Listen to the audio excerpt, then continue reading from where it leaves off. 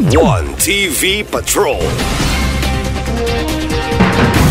Balik sa mga balita sa One TV Patrol. Council member sa Ozamis mahinangpon nga moapil sa marathon sa Kapitolyo. Mahinangpon nga moapil ang mga membro sa konseho sa Dakbayan sa Ozamis sa ipahigayon nga marathon nga i-host sa kagamhanang probinsyal karong Nobyembre 3 sa Kapitolyo.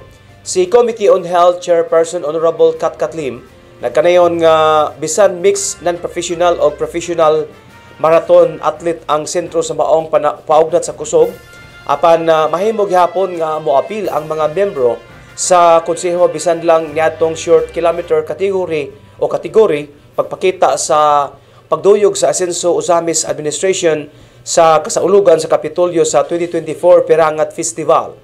Nasaran nga ang marathon challenge nga ipasiugda sa Kapitolyo ato naghihapoy mga professional marathon athlete nga mosalmot niini sama sa nahitabo sa Dakbayan sa Ozamis nga gikan sa Singapore, Malaysia og mga marathon athlete usab gikan sa nasud mismo.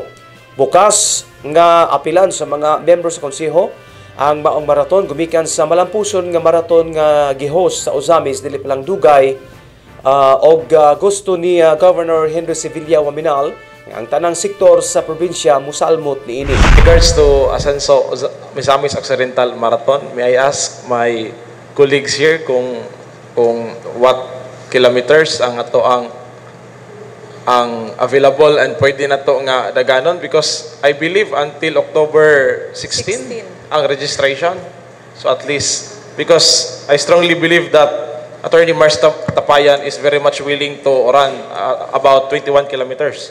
Nanapoy marathon November 3 nga sponsored by the province in line with the provincial celebration almost in November, and we know for a fact that last marathon sa Ozamis nangapil ang mga council members, my honorable colleagues.